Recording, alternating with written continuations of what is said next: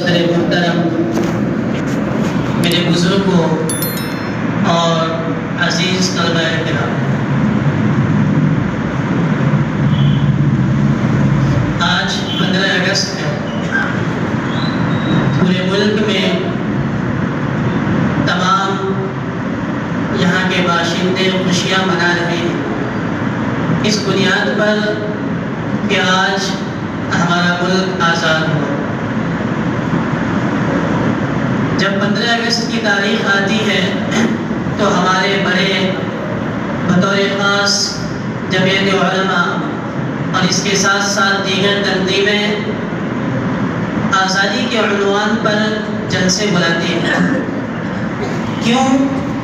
اس کی دو وجہیں ہیں، کئی وجہیں ہو سکتی ہیں لیکن بنیادی طور پر دو وجہیں ہیں۔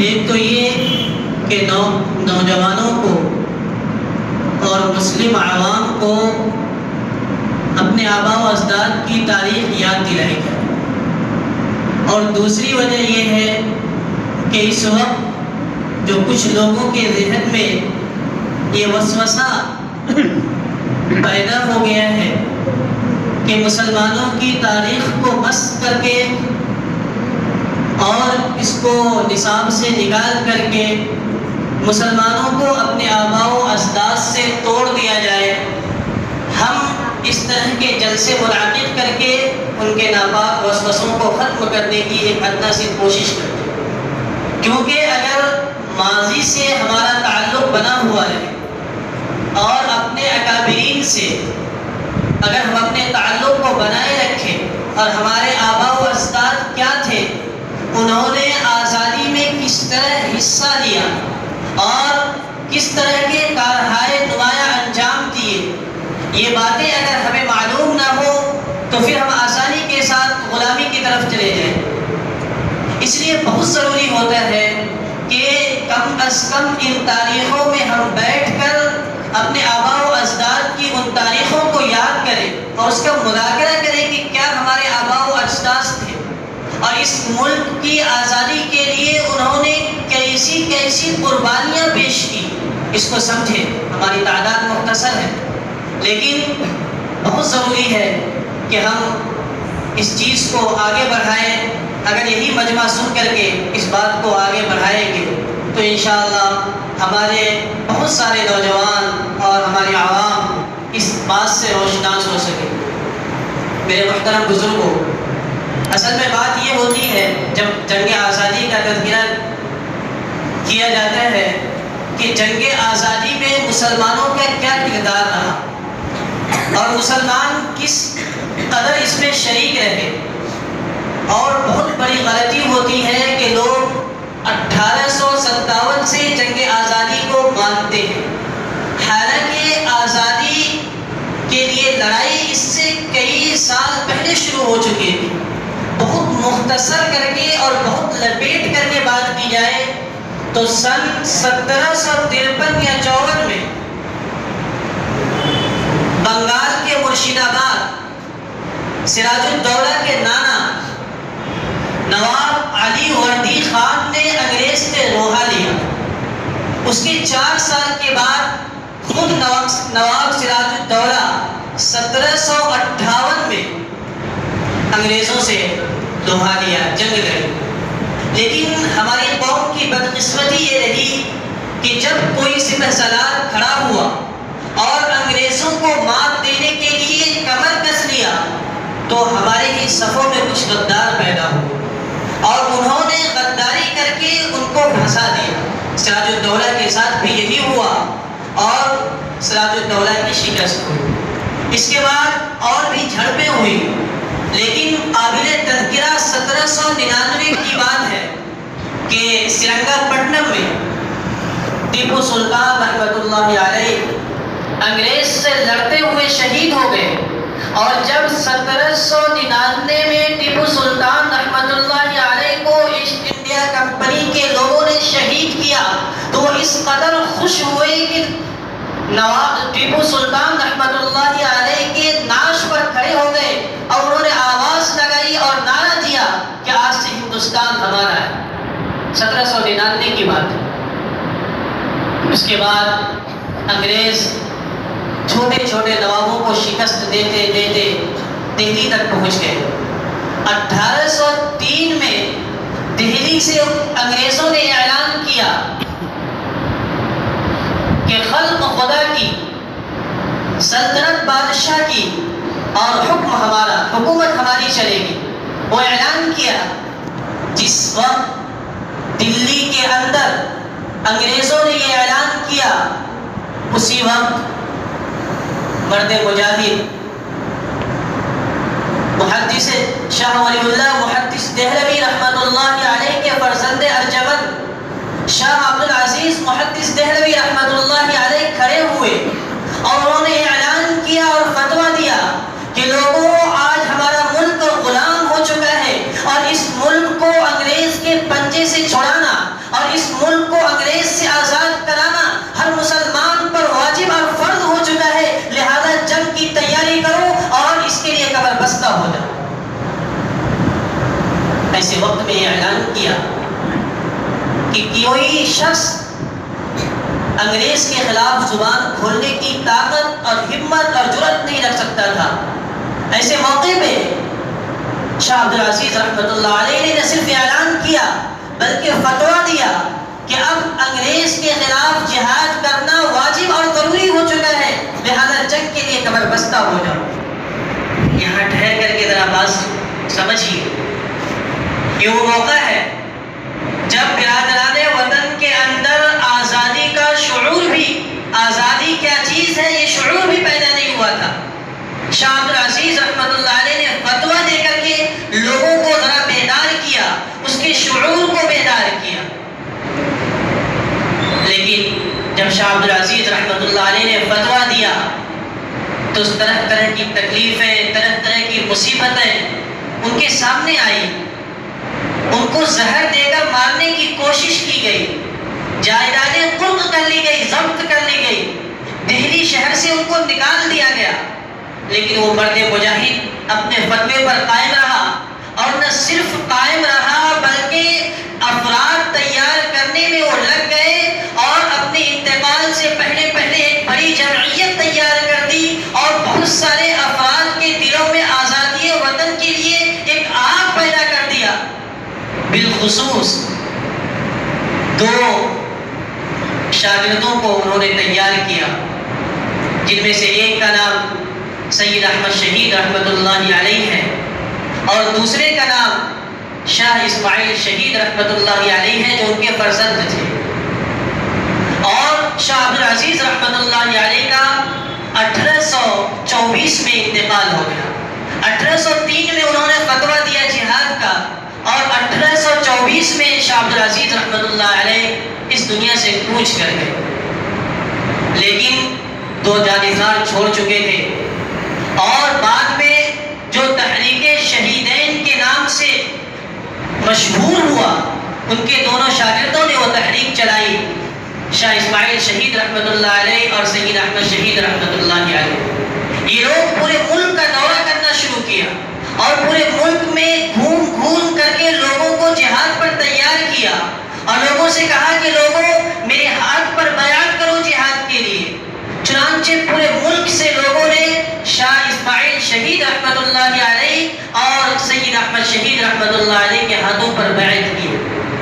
قاضی پورا ایک گاؤں ہے، وہاں جب شاہ اسماعیل شہید رحمۃ اللہ علیہ پہنچے تو وہاں کے ایک نواب تھے، نواب فرزند علی خان۔ اس زمانے میں جبکہ ایک بکری اور ایک بکرا 8 آنے اور 10 آنے میں لوگ خریدا کرتے تھے، 1 لاکھ چاندی کا سکہ انہوں نے جنگ آزادی کے لیے شاہ اسماعیل شہید رحمۃ اللہ علیہ کو عنایت فرمایا۔ کتنی بڑی رقم ہوتی ہے! اور انہوں نے یہی نہیں کیا بلکہ اپنے ایک لڑکے کو لا کر کے شاہ اسماعیل شہید رحمۃ اللہ علیہ کے حوالے کیا اور فرمایا کہ جس طرح ابراہیم علیہ السلام نے اپنے فرزند کو قربان کیا تھا اسماعیل علیہ السلام کو، میں چاہتا ہوں کہ میرا فرزند بھی آزادی وطن کے لیے شہید ہو جائے۔ چنانچہ 1831 کے جنگ آزادی میں جن 6 نوجوانوں کا ذکر آتا ہے کہ انہوں نے نہایت جواں مردی، شجاعت اور بہادری کے ساتھ انگریزوں سے جنگ کی اور آخر میں شہید ہوئے، ان میں ایک فرزند علی خان کا لڑکا بھی تھا۔ تو میرے دوستو، یہ 1831 کی بات ہے۔ 1825 میں شاہ اسماعیل شہید اور سید احمد شہید رحمۃ اللہ علیہ نے تحریک چھیڑی تھی، اور 6 سال کے بعد 1831 میں پہلی جنگ لڑی گئی۔ اس جنگ میں صرف اور صرف مسلمان تھے، اور مسلمانوں میں بھی صرف علماء تھے، اور علماء میں بھی جید اور چوٹی کے علماء تھے۔ انہوں نے 1831 میں جنگ کی، تنہا تھے، کوئی برادران وطن شریک نہیں تھا، کیونکہ 1831 تک برادران وطن اس جنگ میں شریک نہیں تھے۔ اس لیے آج جب بات کی جاتی ہے جنگ آزادی کی تو 1857 سے شروع کی جاتی ہے، تاکہ مسلمانوں کے جو جہاد، جہاں تک مسلمان اکیلا اور تنہا تھے، ان کو کاٹ دیا جائے۔ یہ افسوسناک المیہ ہے۔ اس لیے ضروری ہوتا ہے کہ ہم اپنے آباء و اجداد کی تاریخ کو یاد رکھیں، سمجھیں، اور جب برادران وطن ہمارے اوپر سوال ڈالے تو ہم پلٹ کر کے اس سے سوال کریں کہ آپ بتائیے، آپ 1857 کی بات کرتے ہیں، 1831 میں، اور اسی طرح 1753 اور 1758 اور 1799 میں ہمارے آباء و اجداد تنہا تھے اور اکیلے لڑ رہے تھے۔ آپ کا تو اس میں کوئی شرکت، آپ کی کوئی شرکت نہیں تھی، لیکن یہ بات اسی وقت ہو سکتی ہے، اور ہم برادران وطن کو دندان شکن جواب اسی وقت دے سکتے ہیں جب ہم خود اپنے آباء و اجداد کی تاریخ سے واقف ہوں۔ افسوس یہ ہے کہ ہمارا بہت بڑا طبقہ، بہت بڑا عملہ جو باشعور طبقہ کہلاتا ہے، اسے بھی اپنے آباء و اجداد کی تاریخ کی کچھ خبر نہیں۔ خیر، 1831 میں یہ جنگ آزادی پہلے لڑی گئی، تنہا مسلمان تھے اور علماء تھے، لیکن شکست ہوئی۔ شکست ہونے کے بعد تمام کے تمام الگ الگ ہو کر کے پھر ایک جگہ جمع ہوئے اور افراد سازی شروع کر دی۔ چین سے نہیں بیٹھے کہ ایک مرتبہ شکست ہو گئی تو اب کیا کرنا، اب جیت نہیں سکتے، اتنی تیاری کی تھی اور تیاری کرنے کے بعد بھی ہم ہار گئے، نہیں، دوبارہ تیاری شروع کی، اور ٹھیک 26 سال کے بعد، 1831 کے بعد 1857 میں دوسری جنگ آزادی لڑی گئی۔ لیکن میدان تو بدل چکا تھا، نعرہ وہی تھا، جہاد وہی تھا، کام وہی تھا، اور اب جنگ آزادی میں برادران وطن بھی شریک ہو گئے تھے۔ اور لیکن یہاں پہ یہ بات بھی بہت ضروری ہے کہ 1857 میں بھی ہمارے اکابرین ہی جنگ کی قیادت کر رہے تھے، اور تعداد میں زیادہ ہمارے اکابرین ہی تھے۔ ان کی تعداد کم تھی برادران وطن کی، لیکن شریک ضرور تھے۔ 1857 کی جنگ آزادی سے پہلے ملک کے حالات بہت خراب تھے، حالات بد سے بدتر ہوتے چلے جا رہے تھے۔ میرٹھ، سہارنپور، مظفر نگر، دہلی، مراد آباد، سنبھل، یہ تمام علاقے ایسے تھے گویا کہ یہ آگ کے شعلے پہ ہیں، کب آگ بھڑک اٹھے کوئی ٹھکانہ نہیں، اور کب بستی کے بستی جلا دی جائے کسی کو پتہ نہیں تھا، کیونکہ سب انگریز کی مخالفت میں کھڑے ہو گئے تھے۔ پورے علاقہ شعلے میں تپ رہا تھا۔ مراد آباد کا ایک علاقہ ہے، شہید گل شہید علاقہ ہے، محلے کا نام ہے، وہاں کے نواب تھے نواب منجو خان، بہت ہی نڈر اور بہت ہی جانباز۔ انہوں نے انگریز سے ٹکرایا، اور یہاں بھی وہی بات سامنے آئی کہ غداروں نے غداری کی، اپنوں میں سے کی، اور نواب منجو خان انگریزوں کے ہاتھوں گرفتار ہو گئے۔ جب نواب منجو خان انگریزوں کے ہاتھوں گرفتار ہوئے تو ان کو انگریزوں نے گھوڑے کے پیر سے باندھ کر کے مخالف جانب چلا دیا، اور حضرت سمیہ رضی اللہ تعالیٰ عنہ کے واقعے کی ایک مرتبہ اور یاد تازہ کروا دیا، اور ان کے جو جانباز سپاہی تھے ان کو ذبح کر دیا گیا گل شہید محلے کے اندر۔ گل کے معنی مٹی کے ہیں اور شہید کے معنی شہید، یعنی وہ محلہ جہاں جو شہیدوں کی مٹی ہے، وہاں آج بھی مراد آباد کے اندر گل شہید نام کا محلہ موجود ہے، اور وہاں ایک بہت ہی وہاں پہ قبرستان ہے جہاں پہ تمام کے تمام جو اس وقت شہید کیے گئے تھے مدفون ہیں۔ اس کے ساتھ ساتھ تاریخ کی کتابوں میں جو 151 یا 152 ان افراد کا نام آتا ہے میرٹھ کا، جنہوں نے انگریزوں کی مخالفت کی تھی اور انہیں پھانسی کی سزا سنائی گئی تھی، ان 151 یا 152 میں سے اکثر ہمارے افراد تھے، مسلمان تھے، کم برادران وطن کی تعداد تھی۔ اس کے ساتھ ساتھ دہلی میں مورخین نے اس بات کو صاف طور پہ لکھا ہے کہ دہلی میں 32 یا 34 ہزار علماء کو صرف اور صرف علماء کو شہید کیا گیا۔ وہ دہلی جو اسلامی دارالحکومت کہلاتی تھی، جہاں علماء کی تعداد کافی مقدار میں ہوا کرتی تھی، اتنی مقدار میں علماء کرام کو شہید کیا گیا کہ مورخین نے لکھا ہے کہ لوگ دہلی کے اندر ایک مسئلہ پوچھنے کے لیے نکلتے تھے کہ کسی عالم کو ڈھونڈ کر کے کوئی مسئلہ پوچھے، میلوں چلا کرتے تھے لیکن کوئی عالم اسے نہ ملتا تھا کہ ایک مسئلہ پوچھ لے۔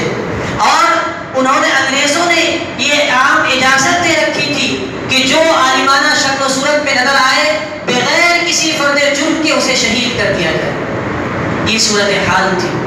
اور جیسا کہ میں نے کہا کہ دوسری جنگ آزادی میں برادران وطن بھی شہید ہوئے اور شریک ہوئے۔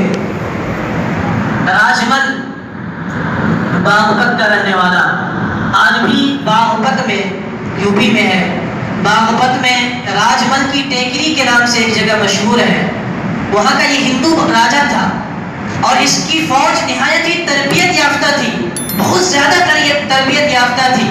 یہاں بھی وہی دشواری پیش آئی، غداروں نے اور اپنے ہی ساتھیوں نے انگریزوں سے ساز باز کر کے ان کو پکڑا دیا۔ راجمل بھی گرفتار ہوا اور اس کے بھی سر کو قلم کر دیا گیا، ان کے ساتھیوں کو بھی قلم شہید کیا گیا۔ انگریز مورخ خود کہتا ہے کہ راجمل کی فوج اتنی تربیت یافتہ تھی کہ اگر وہ دہلی تک پہنچ جاتی تو انگریز کے پیر جم نہیں سکتے تھے، لیکن وفاداری غداری نے راجمل کو بھی ہٹا دیا راستے سے۔ اس طرح 1753 سے لے کر کے 1857 تک کی تاریخ آتی ہے۔ کافی جنگیں ہوئی، کافی جھڑپیں ہوئی۔ لوگ 1857 کی بات کرتے ہیں اور اس کے آگے کی بات کرتے ہیں اور اس سے پہلے کی چھوڑ دیتے ہیں، حالانکہ میں نے آپ کے سامنے مختصر طور پہ بات رکھی کہ کتنی جھڑپیں ہوئی اور کتنی جنگیں ہوئی۔ اور 1857 سے پہلے تمام کے تمام ہمارے علماء تھے، ہمارے اکابرین تھے اور مسلم عوام ان کے ساتھ تھے۔ جب دوسری جنگ آزادی میں بھی شکست ہوئی اور انگریز جیت گئے تو یہ لوگ پھر الگ الگ ہوئے اور پھر تیسری جنگ کی تیاری شروع ہوئی۔ یہ لوگ چھپ گئے، لیکن چھپے اس لیے نہیں تھے کہ وہ اپنی جان کو بچانا چاہتے تھے، چھپے اس لیے نہیں تھے کہ وہ انگریزوں کی طاقت سے ڈر گئے تھے، بلکہ اس لیے چھپے تھے تاکہ افراد کو تیار کیا جائے اور افراد کو تیار کرنے کے بعد نئے سرے سے پھر جنگ کی جائے۔ 3 سال کے بعد 1857 کی جنگ کے بعد 1861 اور 62 میں جب یہ افراد نکلے باہر کے حالات کو دیکھنے کے لیے تو عجیب و غریب منظر دیکھا انہوں نے۔ دیکھا کہ وہ افراد جو جنگ آزادی کے لیے اپنی جان کی قربانی پیش کر چکے تھے اور جو انگریز سے لڑ کر کے شہید ہو گئے تھے، ان کے بچے سڑکوں پر آ چکے ہیں، یتیم ہو گئے ہیں، ان کے ہاتھ پر، ان کے سر پر کوئی ہاتھ رکھنے والا نہیں ہے، اور انگریزوں نے عیسائی پادریوں کو چھوڑ رکھا ہے، وہ گھومتے ہیں راستوں پر اور مسلمان کے، بلکہ یہ کہا جائے کہ مجاہدین کے یتیم بچوں کو پکڑتے ہیں اور کہتے ہیں کہ بچے تمہارے گھر پہ کھانے کا انتظام نہیں ہے، تمہیں کوئی کپڑا دینے والا نہیں ہے، تیری رہائش کا انتظام کرنے والا کوئی نہیں ہے، چلو ہمارے ساتھ، ہم تمہیں کھانا بھی دیں گے، ہم تمہیں کپڑا بھی دیں گے، ہم تمہیں رہائش بھی دیں گے اور مفت میں تعلیم بھی دیں گے۔ مطلب کیا تھا؟ مطلب یہ تھا کہ تمہارے والدین، تمہارے آبا و اجداد ہماری دشمنی میں اس قدر گھلے ہوئے تھے اور ہماری دشمنی ان کے دل میں اس قدر آگ پکڑی ہوئی تھی کہ وہ موت سے پہلے راضی نہیں ہوئے، لیکن اب تم ہمارے ساتھ چلو، تم شکل و صورت کے اعتبار سے ہندوستانی ہوگے لیکن ذہنیت کے اعتبار سے انگریز بنو گے۔ بہت ناانصافی کی جاتی ہے جب ہمارے جلسوں میں بات کی جاتی ہے تو جس مسلک کا عالم بات کرتا ہے اسی مسلک کی بات کرتا ہے، حالانکہ علماء صادق پور کا بہت بڑا کردار رہا ہے، بہت بڑا کردار رہا ہے، پٹنہ میں ہے۔ وہ علماء صادق پور تمام کے تمام اہل حدیث تھے، لیکن بات یہ ہوتی ہے کہ جب علماء دیوبند بات کرتے ہیں تو علماء اہل حدیث کو چھوڑ دیتے ہیں، اور جب علماء اہل حدیث جنگ آزادی پر بات کرتے ہیں تو علماء دیوبند کا تذکرہ چھوڑ دیتے ہیں۔ حالانکہ یہاں پر بات انصاف کی ہونی چاہیے، بحیثیت قوم کی ہونی چاہیے۔ جس طرح دیوبند کے اور علماء دیوبند نے جنگ آزادی میں حصہ لیا اور ان کا بہت بڑا کردار ہے، اسی طرح علماء صادق پور کا بھی بہت بڑا کردار ہے۔ عین عید کے دن انگریزوں نے، جبکہ صادق پور میں مسلمان عید کی خوشیاں منا رہے تھے، تمام محلے کو اجاڑ دیا گیا، بچوں کو، عورتوں کو اور مردوں کو شہید کر دیا گیا۔ یہ ان کی قربانی ہے اور بہت بڑی قربانی ہے۔ خیر بات یہ چل رہی تھی کہ پادری ان یتیم بچوں کے ہاتھ پکڑتے اور کہتے کہ آؤ تمہیں مفت کھانا دیں گے، مفت رہائش دیں گے، مفت کپڑا دیں گے، مفت تعلیم دیں گے۔ جب یہ لوگ باہر نکلے تو دیکھیے کہ عجب صورتحال ہے، مجاہدین آزادی کے بچے انگریزوں کے ہاتھ میں جا رہے ہیں۔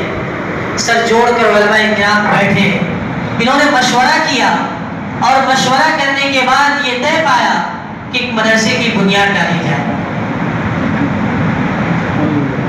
چنانچہ 1860 یا 1857 کے بعد اگر ہم بات کریں تو 9 سال کے بعد 1866 میں دارالعلوم دیوبند کی بنیاد ڈالی گئی۔ اور کس طرح ڈالی گئی؟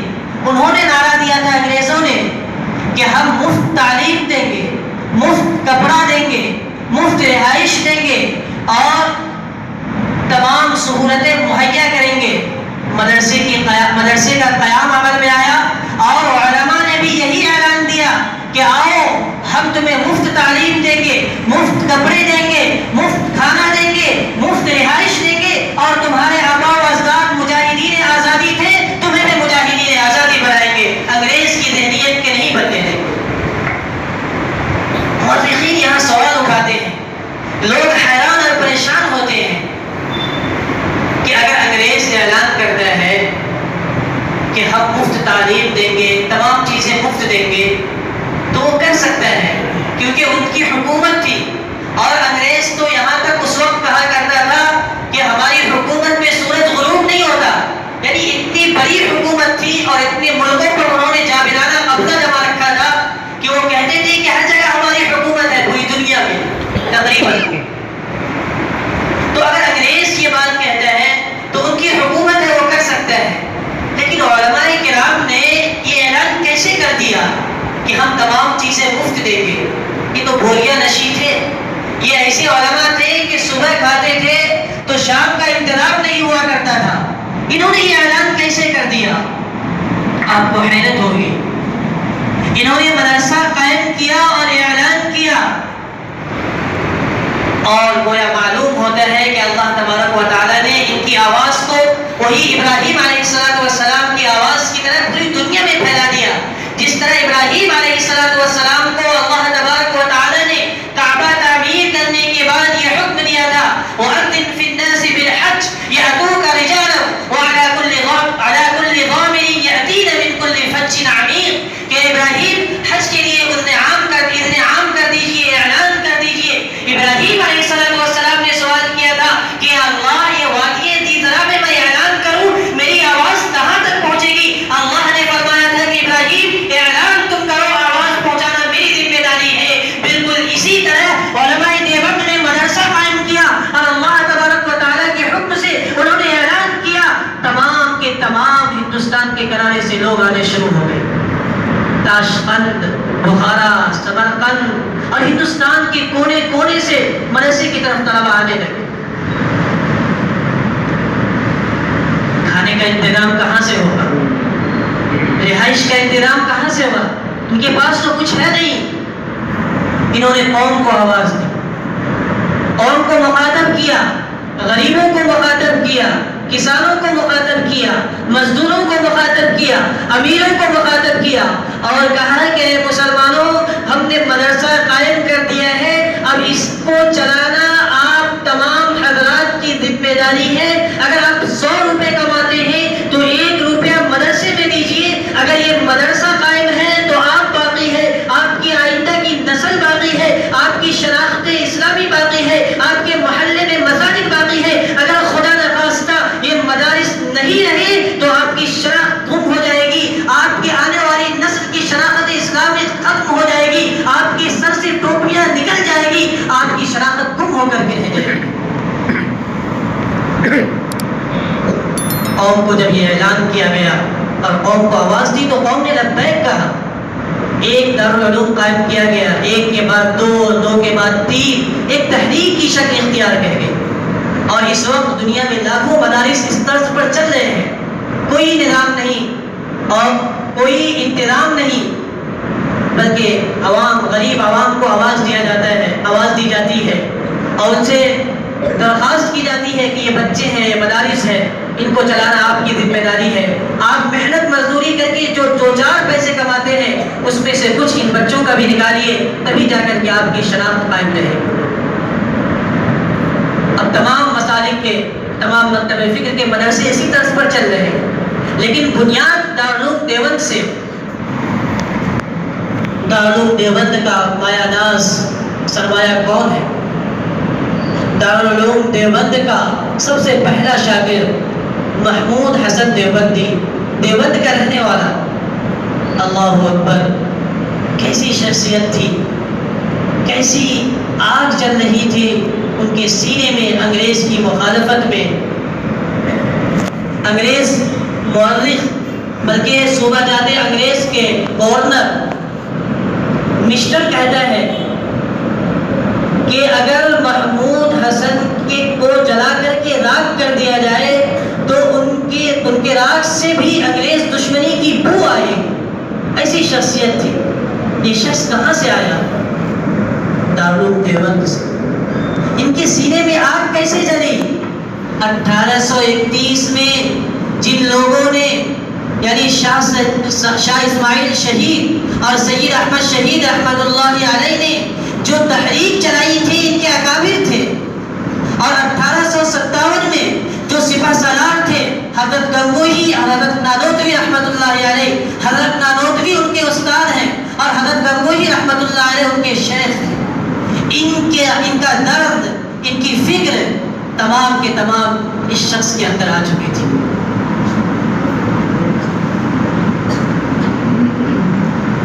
مالٹا میں 3 سال 7 ماہ قید رہے محمود حسن دیوبندی رحمۃ اللہ علیہ۔ جب وہاں سے تشریف لائے 3 سال 7 ماہ کے بعد تو خطبہ صدارت انہوں نے دیا، اور اس قدر ضعیف ہو چکے تھے، اس قدر بوڑھے ہو چکے تھے کہ خود سے خطبہ صدارت نہیں پڑھ سکتے تھے، تو ان کے شاگرد رشید حضرت مولانا شبیر احمد عثمانی رحمۃ اللہ علیہ نے خطبہ صدارت پیش کی۔ کیا کلمات تھے اس کے، اور علماء کو تو جھنجھوڑ کر رکھ دیا انہوں نے، اور علماء کو غیرت دلائی۔ انہوں نے کہا کہ اسلام صرف عبادت کا نام نہیں ہے، اور بہت ہی غور سے سن لو، جو یہ سمجھتا ہے اور جو یہ سوچتا ہے اور جس کی یہ فکر ہے کہ حجروں میں بیٹھ جانا ہی اسلام کی خدمت کے لیے کافی ہے، تو وہ سن لے کہ وہ لوگ اسلام کے صاف و شفاف دامن پہ بدنما داغ ہیں۔ یہ بات کہہ کر کے حضرت مولانا محمود حسن دیوبندی رحمۃ اللہ علیہ نے ایک آگ لگا دی۔ کیسی شخصیت تھی! جب تشریف لائے مالٹا سے تو ابھی جہاز سے بندرگاہ پہ اترے بھی نہیں تھے کہ انگریزوں کے ایک نواب تھے، حالانکہ وہ مولانا رشید احمد گنگوہی سے بیعت تھے، سر رحیم بخش، سر کا خطاب دیا تھا انہیں، رحیم بخش ان کا نام تھا، انگریزوں نے وفاداری کی وجہ سے انہیں سر کا خطاب دیا تھا۔ ریاست بہاولپور کے وہ امیر تھے، نواب تھے انگریزوں کی طرف سے۔ کیونکہ حضرت مولانا رشید احمد گنگوہی سے بیعت تھے، اس لیے انگریزوں نے ان کو تیار کیا کہ جا کر کے شیخ الہند سے بات کرو اور انہیں کسی طرح اس بات پر رضامند کرو کہ اب وہ جنگ آزادی میں حصہ نہ لیں۔ حضرت مولانا حسین احمد مدنی شیخ الاسلام کا بیان ہے، جو اس وقت حضرت کے ساتھ تھے، کہ جب بندرگاہ پہ حضرت تشریف لانے والے تھے تو گویا کہ پورا ہندوستان امڑ کر کے استقبال کے لیے آ گیا تھا، اور اس وقت مہاتما گاندھی صرف گاندھی ہی تھے، مہاتما نہیں بنے تھے۔ وہ بھی حضرت مولانا عبدالباری فرنگی محلی کے ساتھ بندرگاہ پر شیخ الہند کے استقبال کے لیے آئے تھے۔ حضرت جب وہاں تشریف لائے تو جہاز پر سے اترے بھی نہیں تھے کہ سر رحیم بخش انگریزوں کی طرف سے آگے بڑھے، اور انہوں نے جا کر کے بہت ہی پیار بھرے انداز میں کہا کہ حضرت آپ زندگی بھر انگریز کی مخالفت میں تقریر کرتے رہے، آپ زندگی بھر انگریز کی مخالفت میں بولتے رہے اور انگریز کے خلاف تحریک چلاتے رہے، اور اس کی پاداش میں آپ کو قید با مشقت 3 سال 7 ماہ تک مالٹے میں رکھا گیا، سخت سردی میں آپ مالٹے میں قید رہے، آپ کی ہڈیاں بوسیدہ ہو چکی ہیں، آپ کمزور ہو چکے ہیں۔ حضرت رشید احمد گنگوہی اس دنیا سے تشریف لے جا چکے ہیں، آپ دارالعلوم کے شیخ الحدیث تھے، آپ کے جانے کی وجہ سے دارالعلوم میں ایک سونا پن ہے، اور دارالعلوم میں وہ جو ایک کیفیت ہوا کرتی تھی وہ معلوم نہیں ہو رہی ہے۔ اور حضرت شیخ یعنی رشید احمد گنگوہی کے خانقاہ میں تشریف لے چلیے، آپ بیعت و ارشاد کے کام کو آگے بڑھائیے اور انگریز کی مخالفت کو چھوڑ دیجیے۔ انہوں نے جب یہ بات کہی تو وہ کمزور سا اور ضعیف سا انسان جو بڑھاپے کی عمر میں 3 سال 7 ماہ تک سخت سردی میں رہنے کی وجہ سے سخت کمزور ہو چکا تھا اور اٹھنے کی طاقت ان کے اندر نہیں تھی، اچانک اپنے عزم و حوصلے کو جمع کیا اور اٹھ کر کے بیٹھ گئے اور کہا رحیم بخش، اس وقت ہندوستان میں انگریزوں کی حکومت قائم ہے، اور جہاں انگریز کی حکومت قائم ہو وہاں محمود حسن جینا تو جینا، مر کر کے دفن ہونا بھی پسند نہیں کرتا۔ تم کس کی بات کرتے ہو؟ تم یہ سمجھتے ہو کہ میں ہندوستان اس لیے آیا ہوں کہ حدیث کا درس دوں اور لوگوں کو مرید بناؤں، بیعت و ارشاد کے کام کو آگے بڑھاؤں؟ یہ کرنے کے لیے میں نہیں آیا ہوں، بلکہ سنو، میں اپنے ملک میں اس لیے آیا ہوں کہ میں ملک کے گوشے گوشے کا چکر لگاؤں گا اور جا کر کے اپنے عوام تک یہ بات پہنچاؤں گا کہ لوگوں، اس ملک میں انگریز کی حکومت ہے اور انگریز کی غلامی حرام ہے۔ اور یہی تک نہیں، انہوں نے یہ کہا کہ سر رحیم بخش، میری ہڈیاں بوسیدہ ہو چکی ہیں، اگر میرے گھٹنے جواب دے گئے تو میں ایک چارپائی پر لیٹ جاؤں گا اور اپنے شاگردوں سے کہوں گا کہ اس چارپائی کو اٹھا لو اور ہندوستان کے کونے کونے پہ لے چلو، اور میں اسی بات کو دہراؤں گا کہ انگریز کی غلامی حرام ہے۔ ایسی شخصیت تھی حضرت مولانا محمود حسن دیوبندی رحمۃ اللہ علیہ، شیخ الحدیث اور شیخ الہند۔ تو یہ ہمارے اکابرین اور ہمارے اسلاف اور ہمارے بزرگان دین تھے جن کی یہ قربانیاں ہیں۔ یہ صرف ایک نمونہ ہے، ورنہ جنگ آزادی کو بیان کرنے کے لیے تقریباً 200 سال پر محیط یا اس سے زیادہ، اس کو کون بیان کر سکتے ہیں گھنٹوں میں؟ کسی کی بس کی بات بھی نہیں، بلکہ ایک واقعے کو بتانے کے لیے گھنٹوں چاہیے۔ تو 2 جنگ آزادی، 1831 کی ناکامی اور 1857 کی ناکامی کے بعد جو دارالعلوم کی شکل میں تیسری جنگ آزادی کی تیاری کی گئی، یہ تحریک کامیاب ہوئی۔ جب شاہ عبدالعزیز محدث دہلوی رحمۃ اللہ علیہ نے 1803 میں فتویٰ دیا تھا کہ یہ ملک غلام ہو چکا ہے اور جہاد فرض ہے، اس وقت کوئی پارٹی نہیں تھی، کانگریس کا وجود ماں کے پیٹ میں بھی نہیں ہوا تھا۔ 1883 میں کانگریس کا وجود عمل میں آتا ہے۔ یعنی شاہ عبد العزیز محدث دہلوی رحمۃ اللہ علیہ 1803 میں فتویٰ دیتے ہیں، اس کے ٹھیک 80 سال کے بعد کانگریس کا وجود ہوا۔ اب یہ لوگ کہتے ہیں کہ ہم جنگ آزادی میں حصہ لینے والے ہیں، تمہارا تو وجود بھی نہیں تھا، ہمارے اکابرین راستے کو ہموار کر کے چلے گئے، تمہارے اندر جذبے کو بیدار کیا۔ اور آپ کو حیرت ہوگی جب کانگریس کی تاریخ کو پڑھیں گے کہ کانگریس کا وجود کیوں ہوا اور اس کے اغراض و مقاصد کیا تھے۔ تو 1883 میں اس کے وجود کے بعد 1885 میں اس کا پہلا اجلاس ہوا۔ تو جو اغراض و مقاصد اور جو تجویزیں پاس ہوئی، اس کے بنیادی تجویز اس میں سے یہ تھے کہ 1831 اور 1857 کی جنگ آزادی کی وجہ سے جو برطانیہ کی حکومت اور مسلمانوں اور ہندوستان کے عوام کے درمیان نا اتفاقی پیدا ہوئی ہے، اس کو ختم کیا ہے۔ اور سے سن، ان کے مقاصد میں سے سب سے اہم مقصد یہ تھا کہ 1831 اور 1857 میں برطانیہ کی حکومت اور ہندوستان کی جنتا کے درمیان جو نا اتفاقیاں پیدا ہوئی ہے، اس کو ختم کیا جائے، راستے میں آ کر کے ان دونوں کو ملا دیا جائے۔ یعنی یہ انگریز کی غلامی پر رضامند تھے۔ اس موقع پر حضرت مولانا رشید احمد گنگوہی سے لوگوں نے فتویٰ پوچھا کہ حضرت ایک پارٹی وجود میں آئی ہے جس کے یہ اغراض و مقاصد ہے، کیا اس پارٹی میں شرکت جائز ہے؟ حضرت مولانا رشید احمد گنگوہی نے فتویٰ لکھا کہ جس طرح ایک مسلمان ایک ہندو کے ساتھ دنیاوی کاروبار اور دنیاوی تجارت کر سکتے ہیں بشرطے کہ خلاف شریعت کام نہ ہو، اسی طرح کسی بھی انجمن میں ایک مسلمان غیر مسلم کے ساتھ شریک ہو سکتے ہیں، لہذا کانگریس کے ساتھ شریک ہو سکتے ہیں۔ پھر مؤرخین یہاں سوال کرتے ہیں کہ حضرت مولانا رشید احمد گنگوہی 1857 میں سپہ سالار تھے، جنگ کی قیادت کر رہے تھے، یہ خود شریک نہیں ہوتے ہیں، مسلمانوں کو شرکت کی اجازت دیتے ہیں، ایسا کیوں ہوتا ہے؟ مؤرخین نے خود جواب دیا کہ اصل میں یہ ایسے لوگ تھے کہ جو جنگ آزادی سے کم کسی چیز پر راضی نہیں تھے، جنگ آزادی کے لیے اور آزادی وطن کے لیے انتہا پسند تھے، آزادی سے کم ہم کسی چیز پر راضی نہیں ہیں۔ اور یہ بات آپ کے سامنے آئی کہ کانگریس کا وجود باہمی مفاہمت کے لیے، تو پھر اجازت مسلمانوں کو کیوں دی؟